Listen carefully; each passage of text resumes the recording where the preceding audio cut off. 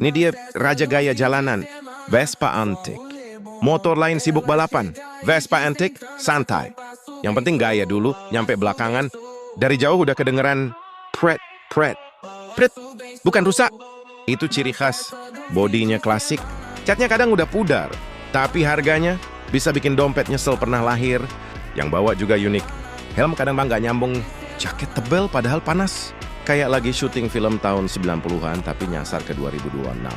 Dan lucunya lagi, kalau mogok di jalan, bukan panik, malah jadi ajang kumpul komunitas.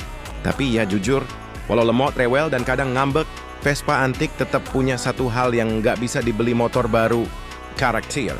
Jadi kalau lu suka gaya beda, Vespa Antik emang juaranya. Cek, jangan cuma nonton, like, follow, dan bagikan ke temen lo yang sok klasik tapi bensinnya numpang.